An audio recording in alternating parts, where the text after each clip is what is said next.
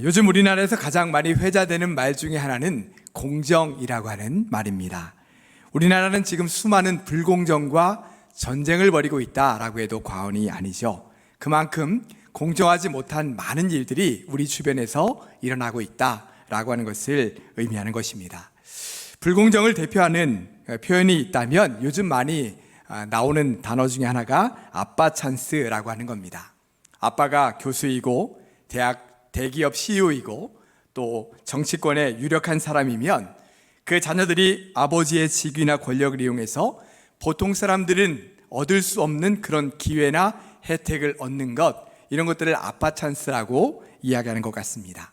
예를 들면 국가대표를 선발할 때 정치권 실세의 딸이라고 해서 실력이 그만큼 되지 않고 자격이 안 되는데 국가대표에 선발이 된다든지, 유명 대학 교수의 딸이라고 해서 자격이 안 되는데도 동료 교수의 연구위원으로 이름을 올리고 또 유명한 학술지나 논문에 저술을 도왔다고 하면서 거기다가 공저 이름으로 올리게 되는 거죠. 그러면 나중에 좋은 대학이나 또 기업에 들어갈 때 아주 유리한 조건이 되는 겁니다. 자, 이렇게 함으로 어떤 폐단이 생길까요? 다른 사람들이 들어갈 수 있는 자리, 그 자리에 아빠 찬스를 이용한 능력이 되지 않는 사람이 거기 대신 들어가게 되는 거죠. 그러다 보니 다른 사람이 들어가야 될 자리를 빼앗게 되는 그러한 결과가 되는 것입니다. 결국 아빠 찬스라고 하는 것은 불공정을 낳게 되는 것이죠. 얼마 전 LH 사태가 나타났었는데요. 그 안에도 불공정이라는 것이 들어있습니다. LH 직원들끼리 새로 개발되는 어떤 지역이나 아파트 단지에 대한 정보를 미리 알고 그것이 공식적으로 발표되기 전에 그 땅을 헐값으로 자기 가족이나 친척들 명의로 구입하는 거죠. 거기다가 또 과실수까지 이렇게 심어서 나중에 보상을 더 많이 받아내는 겁니다. 그리고는 엄청난 차익을 남기고 팔아버리는 거죠. 이런 정보를 다른 사람들에게 돈을 주고 팔기도 했다고 합니다. 그러니 이런 정보를 미리 알 수 없는 일반 국민들은 아파트를 살 수 있는 기회를 잃어버리기도 하고 때로는 더 많은 돈을 주고 사야 되는 그런 어려움을 겪고 있습니다. 또 기업들끼리의 불공정도 많이 있는 것 같습니다. 한 기업이 하청을 주려고 할 때에 입찰에 관한 정보를 한 기업에다가 몰래 주는 거죠. 그래서 그 기업이 입찰을 받을 수 있도록 그렇게 하는 일들이 공공연하게 일어나고 있습니다. 아니면 자기 계열사 회사에 일감을 몰아주는 일들도 종종 나타나고 있지요. 이렇게 되면 다른 기업들이 공정하게 일감을 얻을 수 있는 기회를 잃어버리게 되는 겁니다. 10년, 20년 전만 해도 이런 일들이, 이런 불공정들이 너무나도 당연한 일로 받아들여졌습니다. 그냥 용인을 한 거죠. 분명히 공정하지 못하다는 걸 알면서도 어찌하지 못하는 그런 경우들이 많았습니다. 그런데 지금은 국민들의 의식이 높아지면서 이런 불공정한 일들에 대해서 바로잡아야 된다라고 하는 그런 공감대가 형성이 되면서 지금 우리나라에 이런 분위기들이 일어나고 있는 거죠. 특히 우리 청년들에게는 이 공정이라는 이슈가 굉장히 민감합니다. 왜냐하면 앞으로 살아가야 될 날들이 많은데 지금 일자리들은 점점 줄어가고 그나마 있는 기회들마저 이런 불공정한 제도, 시스템, 아빠 찬스 이런 것들로 인해서 빼앗기게 되니까 청년들이 그에 대해서 분노하게 되는 거죠. 더군다나 요즘 청년들은 불합리하다, 불공정하다라고 하면 자기 의견들, 자기 목소리를 적극적으로 표출하지 않습니까? 여러분, 이런 불공정한 일들이 남의 일이 아닙니다. 만약에 원치 않는 소송에 휘말려서 법적 공방을 하게 되었다라고 하는 그런 상황이 되었다고 합시다. 일반 국민들에게는 사실 변호사 한 명 그 선임하는 비용도 만만치 않습니다. 그런데 어렵게 변호사를 선임해서 소송을 진행했는데 상대방은 대형 로펌에서 아주 유능한 그러한 변호사를 여러 명 선임했다라고 합시다. 여러분, 어떤 결론이 나올까요? 대부분 예상하기를 이거는 보나마나한 싸움이다 라고 생각하지 않습니까? 왜요? 대형 로펌 변호사를 선임해가지고 한쪽이 늘 유리한 결과를 나왔기 때문이죠. 이만큼의 벌을 받을 거다라고 했는데 그것보다 솜방망이 처벌이 나오고 심지어는 무죄가 나오는 경우까지 생기게 되는 그런 일들이 지금도 나타나고 있다라고 우리가 믿고 있는 거죠. 그것이 바로 지금 우리나라에서 일어나고 있는 불공정한 현실을 나타내고 있는 것입니다. 자, 이렇게 공정하지 못한 일들을 들을 때마다 또 볼 때마다 우리도 함께 분노하고 비판합니다. 근데 사실 우리도 은연중에 아는 연줄이 있으면 그렇게 아빠 찬스, 지휘 찬스, 의사 찬스 이런 거 쓰고 싶지 않습니까? 그러면서 뭔가 좀 혜택을 누리고 싶고 빨리 해결하고 싶고 그런 것들이 우리 모든 사람들의 마음속에 들어있는 그런 것이죠. 지난 3주에 걸쳐서 세상 사람들이 우리 믿음의 사람들을 향해서 던지는 질문에 대한 답을 찾아보고 있습니다. 하나님 믿는 사람이라고 하면서 우리와 다른 점이 뭐야? 하나님 믿는 사람다운 삶을 살지 못하고 있는 거 아니야? 당신들부터 잘해 라고 하는 이런 뼈 때리는 말과 질문들을 들으면서 우리 스스로에게 지금 질문을 해보고 있는 겁니다. 우리는 하나님의 백성인데 그러면 하나님의 백성으로 이 세상 속에서 어떻게 살아야 할까? 어떻게 살아야 믿지 않는 사람들에게 역시 예수 믿는 사람들은 달라 라고 하는 신뢰를 회복할 수 있을까? 이런 질문에 대한 답을 지금 우리는 이 출애굽기의 말씀에서 찾아보고 있는 겁니다. 하나님께서 이스라엘 백성들을 자기 백성으로 삼으신 후에 그들에게 어떻게 살라고 말씀하셨는지, 그 말씀 안에 하나님께서 자기 백성들이 이 세상 속에서 어떻게 살기를 원하시는지 다 들어있지 않을까? 그래서 하나님께서 이스라엘 백성들에게 주신 십계명과 율법의 말씀 속에서 하나님께서 진정으로 강조하셨던 정신이 뭘까? 핵심 가치가 뭘까? 라고 하는 것도 우리가 살펴보고 있는 것입니다. 그래서 우리가 세 가지를 말씀드렸죠. 첫 번째는 거룩이라고 했습니다. 두 번째는 사랑과 긍휼이라고 했고요. 세 번째는 이제 오늘 살펴보게 될 공정과 공평이라고 했습니다. 이제 오늘 세 번째 정신은 공정과 공평에 관한 말씀을 함께 나누도록 하겠습니다. 자, 오늘 우리에게 주신 이 출애굽기 23장의 말씀에 보면 하나님께서 얼마나 공정과 공평을 강조하시는지를 우리가 알 수 있습니다. 자, 본문 2절과 3절 말씀을 같이 한번 하는 성으로 읽어보겠습니다. 다수를 따라 악을 행하지 말며 송사에 다수를 따라 부당한 증언을 하지 말며 가난한 자의 송사라고 해서 편벽되이 두둔하지 말지니라. 아멘. 자, 다수를 따라 악을 행하지 말며 라는 말씀은 모든 사람들이 다 그렇게 한다고 해서 그것이 분명 악한 것인 줄을 알면서 그것을 따라가지 말라라고 하는 말씀이죠. 그리고 송사에서도 다른 사람들이 현실과 타협해서 부당한 증언을 한다고 그대로 따라하지 말아라 라고 하는 말씀입니다. 심지어는 가난한 사람의 송사라고 해서 편벽되게 두둔하지도 말라 이렇게 말씀하고 있죠. 이 말씀 속에서 하나님께서 공평과 공정 이것을 강조하고 있다는 것을 우리가 알게 됩니다. 어느 한쪽으로 치우치지 않는 공정과 공평의 삶을 따라가고 살아가라 라고 우리에게 말씀해주고 있는 거죠. 그렇다면 이 시간에 진정한 공정과 공평의 의미가 무엇일까? 라고 하는 것을 한번 생각해 보기를 원합니다. 여러분, 우리가 인생을 살아가다 보면 정말 인생이 공정하고 공평한가? 라고 하는 생각이 듭니다. 여러분 어떻습니까? 여러분 인생이 공정하고 공평합니까? 요즘 우리가 많이 하는 말 중에 금수저, 흙수저 이런 말들을 많이 하죠. 어떤 사람이 금수저이고 어떤 사람이 흙수저입니까? 부모로부터 많은 것을 물려받아서 걱정 없이 살아가는 사람, 그런 사람을 금수저라고 하는 것 같고요. 부모로부터 크게 많은 도움을 받지 못해서 자신의 힘으로 뭐든지 다 일궈 가야 되는 사람, 이런 사람을 흙수저라고 말하는 것 같습니다. 저도 보니까 흙수저더라고요. 아마 여기 계신 분들 대부분은 아마 흙수저시지 않을까 이런 생각을 해봅니다. 자, 그러면 어떤 사람은 금수저로 태어나고 어떤 사람은 흙수저인 상황에서 살아가야 되고, 여러분 인생은 공정하고 공평합니까? 그렇지 않은 것 같습니다. 출발점이 공평하지 않죠. 그래서 자신이 흙수저라고 생각하는 사람들 중에는 자신의 현실을 비관적으로 생각하며 살아가는 사람들이 참 많습니다. 그러나 어쩔 수 없는 현실이기 때문에 그대로 받아들이고 살 뿐이죠. 내가 부모를 선택할 수도 없고 내가 태어나고 싶은 가정을 선택할 수도 없는 것 아닙니까?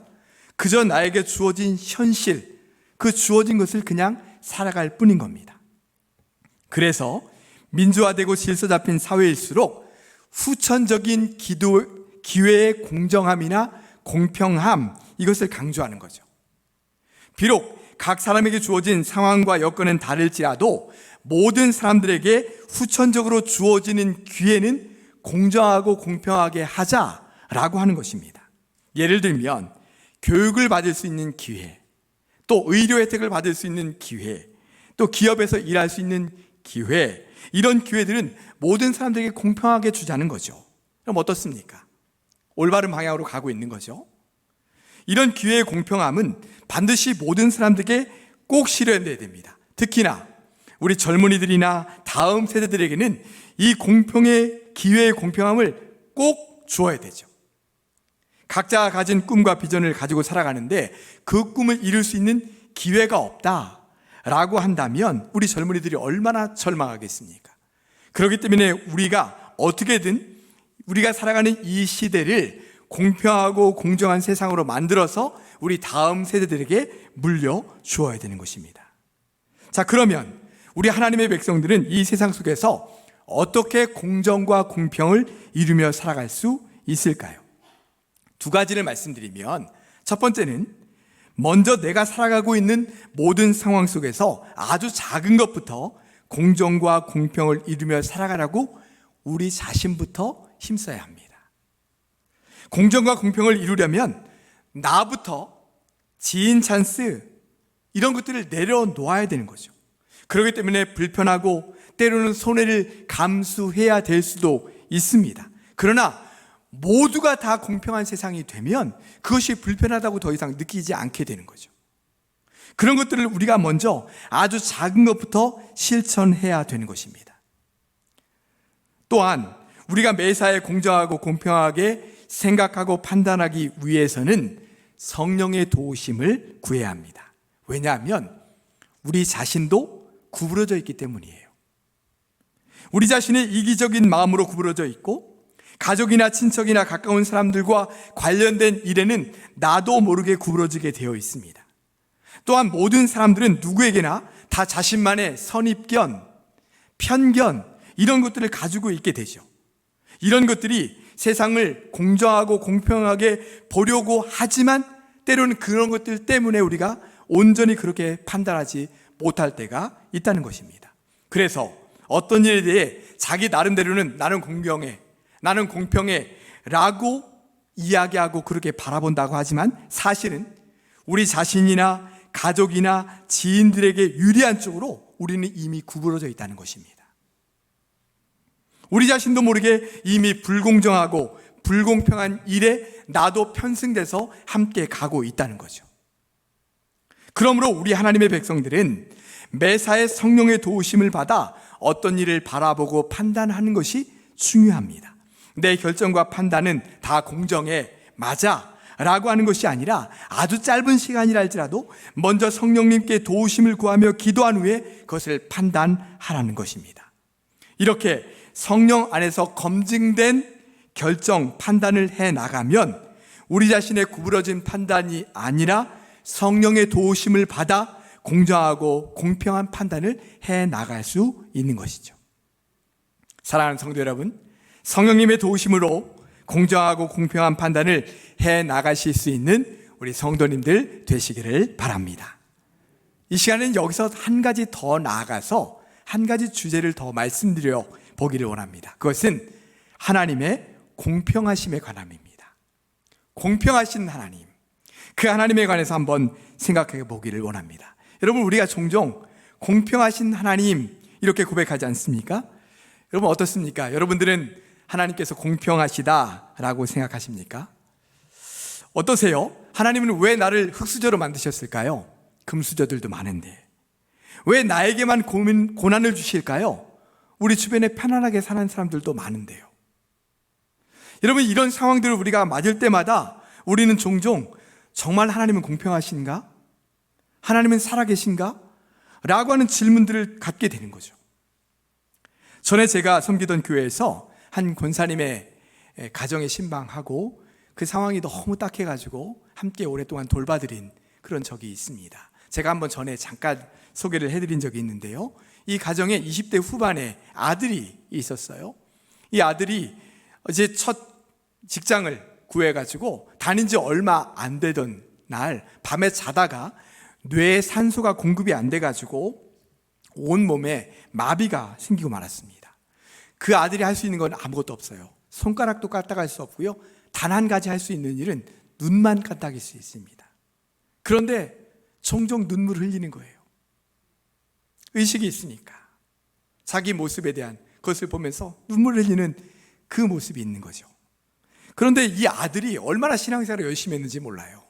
전에 있던 교회에는 재수생들을, 대학 재수생들을 위한 그런 예배가 따로 있었습니다. 그런데 본인도 이제 재수를 했고 그곳에서 함께 예배 드렸었고, 그러면서 나중에는 거기에서 함께 교사로 아주 열심히 섬겼어요. 그런데 이렇게 신앙생활을 열심히 하고 잘 살아가는 이 형제에게 하루아침에 마비가 되는 상황이 온 거죠. 제가 그 가정에 첫 신방을 갔을 때 한 약 7, 8년 정도 이미 지난 후였습니다. 그 권사님은 아침에 일어나면 그 아들 다 씻기고, 그리고 음식을 매번 먹여주고 늘 그 아들 옆을 떠나지 못하는 거예요. 그렇게 하기를 이미 7, 8년을 해온 거죠. 갈 때마다 저도 함께 눈물을 흘리고 함께 정말 그 가정을 이렇게 위로했던 그러한 가정이 있었습니다. 여러분, 이 가정을 보면서 하나님은 공평하시다고 말할 수 있을까요? 공평하신 하나님이라면 왜 이 가정을 이렇게 만드셨을까요? 왜 이런 상황을 이렇게 오랫동안 그냥 놔두실까요? 우리는 이런 질문을 참 많이 하게 됩니다. 우리의 현실이 이해가 되지 않을 때마다 하나님, 왜 우리를 이런 상황 가운데 그냥 두십니까? 라고 하는 질문을 계속 하게 되는 거죠. 사실 우리가 당면한 상황과 현실에서만 하나님의 공평하심을 찾아보려고 한다면 우리는 아마도 영원히 찾지 못할지도 모릅니다. 왜요? 우리의 현실이 이해가 안 되는 현실이 너무 많기 때문이죠. 왜 나를 이런 절망적인 상황에서 태어나게 하셨는지, 왜 나에게 이런 고난과 시련을 주시는지, 왜 나는 다른 사람들이 가진 것을, 그렇게 다 갖고 있는 것을 나는 갖지 못한 건지, 살다 보면 이해가 안 되는 상황이 너무 많은 겁니다. 그때마다 하나님을 원망하게 되고 하나님의 공평하심을 의심하게 되고 하나님께서 정말 살아계시냐고 따지게 되는 일들이 참 많은 거죠. 여러분에게 한번 묻겠습니다. 하나님은 공평하십니까? 하나님 공평하신 분이라고 여러분 고백하세요? 그렇습니다. 하나님은 분명 공평하신 분이에요. 어떻게 할 수 있나요? 예수님의 십자가가 하나님의 공평하심을 가장 잘 우리에게 보여주고 있습니다. 여러분, 하나님은 아들 예수님을 십자가 죽음에 내어주셨어요. 그리고 뭐라고 말씀하셨나요? 주 예수를 믿으라, 그리하면 너와 내 집이 구원을 받으리라, 이렇게 말씀하셨습니다. 그리고 누구든지 주의 이름을 부르는 자는 구원을 받으리라, 이렇게 말씀하셨어요. 여러분, 우리 인생에서 가장 중요한 것이 무엇입니까? 구원받은 하나님의 백성이 되어서 하나님의 뜻과 말씀대로 살다가 하나님께서 부르시면 저 천국에 들어가는 것입니다. 이 땅에서 아무리 많은 걸 누리고 아무리 좋은 것을 누렸다 할지라도 내가 하나님의 백성 되지 못하고 저 천국에 들어가지 못한다면 가장 불행한 인생인 거죠. 그런데 구원받은 하나님의 백성이 되려면 단 한 가지 조건만 있으면 됩니다. 그것이 뭐예요? 주 예수님을 믿기만 하면 되는 거예요. 다른 조건이 필요가 없어요. 돈이 많아야 된다든지 똑똑해야 된다든지 사회적인 위치가 높아야 된다든지 그런 것이 아무런 조건이나 기준이 전혀 없습니다. 오직 한 가지, 예수님을 믿기만 하면 된다는 거예요. 여러분, 이보다 더 공평한 것이 어디 있습니까? 하나님께서 아들 예수님을 십자가에 내어주심은 어떤 특정한 부류에 있는 사람들, 그 사람들만을 구원하시기 위함이 아니라 어느 누구든지 모든 사람들에게 오직 예수님을 믿기만 하면 구원받을 수 있는 길을 우리에게 열어주신 거예요. 이처럼 예수님의 십자가는 하나님이 얼마나 공평하신지를 우리에게 보여주는 것입니다. 뿐만 아니라 예레미야 33장 3절 말씀에 보면 하나님은 누구든지 부르짖으면 응답해 주시겠다 이렇게 말씀하셨어요. 우리 한번 말씀 같이 한번 읽어볼까요? 너는 내게 부르짖으라 내가 내게 응답하겠고 내가 알지 못하는 크고 은밀한 일을 내게 보이리라. 아멘. 너는 내게 부르짖으라 내가 내게 응답하겠다 말씀하셨어요. 여기서 너는 누구예요? 너는 누구입니까? 돈 많은 사람들입니까? 높은 지위에 있는 사람들입니까? 유력한 사람들입니까? 아니에요. 누구든지 모든 사람들, 자격이나 제한이 없습니다. 누구든지 하나님께 부르짖으면 응답해 주시겠다는 거예요. 지난주 말씀 출애굽기 22장 22절과 23절에 이런 말씀이 있습니다. 같이 한번 읽어볼까요? 너는 과부나 고아를 해롭게 하지 말라. 내가 만일 그들을 해롭게 함으로 그들이 내게 부르짖으면 내가 반드시 그 부르짖음을 들으리라. 아멘. 만약에 특정한 부분의 사람들을 말씀하셨다면 누구를 말씀하고 계신 거예요? 고난 중에 있는 사람들, 절망 가운데 있는 사람들, 그 사람들이 부르짖으면 내가 들어주겠다 이렇게 말씀한 적은 있어도요, 유력한 사람들, 힘 있는 사람들, 이 사람들이 부르짖으면 들어주겠다 그런 말씀은 안 보여요. 우리 하나님은 특별히 어떤 사람들의 부르짖음을 들으겠다고 말씀하시냐면 공평하신 하나님께서는 모든 이들의 누구든지 부르짖는 자마다 그 부르짖음에 내가 응답해 주마라고 말씀하신 것입니다. 공평하신 하나님이시죠. 뿐만 아닙니다. 공평하신 하나님은 누구든지 하나님께 나아갈 수 있다라고 말씀하셨어요. 에베소서 3장 12절 말씀 다 같이 한 음성으로 읽겠습니다. 우리가 그 안에서 그를 믿음으로 말미암아 담대함과 확신을 가지고 하나님께 나아감을 얻느니라. 아멘. 여러분, 워렌 버핏이라는 사람이 있습니다. 이 사람은 투자의 달인이에요. 어느 정도로 달인이냐면 이 사람이 투자했다면 세상 말로 무조건 대박입니다. 그래가지고 이 사람이 어디 투자하나 이걸 늘 이렇게 눈여겨봐요. 그래서 이 사람과 한번 식사라도 한번 했으면 하는 사람들이 굉장히 많습니다. 어느 한 경매 사이트의 이벤트로 이 워렌 버핏과 점심 식사를 할 수 있는 경매가 나왔어요. 여러분 얼마에 당첨됐는지 아십니까? 맞춰보십시오. 얼마에 당첨됐을까요? 수십만 달러에 당첨됐습니다. 수십만 달러는 우리 돈으로 하면 수억 원이에요. 투자의 달인이라고 하는 그 워렌 버핏 한 번 만나서 점심 식사하는데 수억 원 든다는 거예요.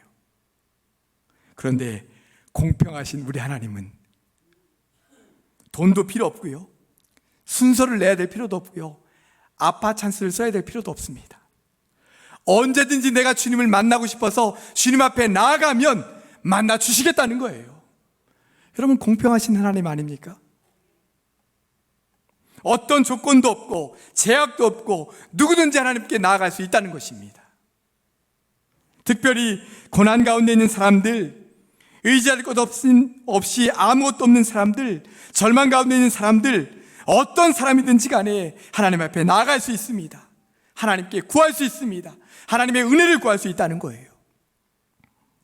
이렇게 공평하신 하나님을 만난 사람 중에 한 사람이 바로 송명희 시인이죠. 여러분 송명희 시인 잘 알고 계시죠?